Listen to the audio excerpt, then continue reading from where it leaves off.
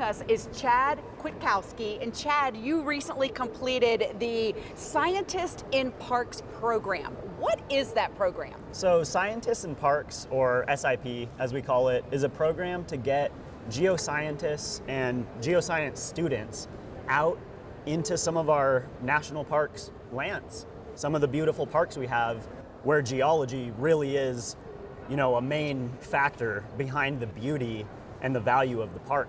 So it's getting geologists and geoscientists out into these parks and experience in the field and with the Park Service, and just really giving them a project, giving them experience and kind of an opportunity to get their career started, usually while they're still in school. And what a unique way to spend time in our parks and learn something as well. Absolutely, yeah. It goes beyond, the usual visitor experience to these parks. For example, I got to be part of a field survey at Wupatki National Monument north of Flagstaff. And for my field survey, I went where the science took me. So I was, following certain layers of rocks that allowed me, really special and exclusive access to areas that are usually off limits for the protection of the park's resources. But I got to see these areas and just have the opportunity to explore this park in a very special way. Well, and in such an ancient site, I'm sure it was at times a little overwhelming. You realize you're have my dream program that you just did. Oh yeah. But I'm sure at times it was overwhelming realizing the magnitude of where you are and the different layers and things that you're able to see, explore, and to research. Absolutely, yeah. And the park I was at, Wupatki, it was established to protect archaeological resources. Ancient people lived here and built these pueblos and had their entire life based here. So their existence and their creations in the area is what led to the park being protected. I was there, looking at paleontology, looking for fossil footprints. So unrelated to why the park was originally preserved, but it's part of the park's story. And it could have been, these fossil footprints could have been special to the ancient people that were there too. So there was, layers of different history that were just being unraveled, during my time at the park. So Did you find some fossil footprints? I did find some fossil footprints.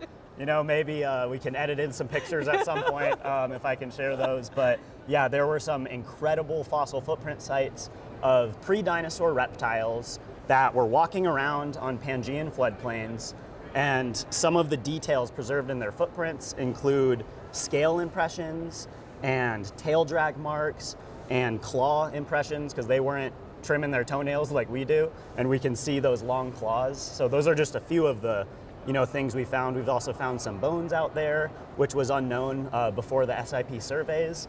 I'm doing the second one. So someone else did one out there before me, got it started, and I just sort of took over to wrap things up.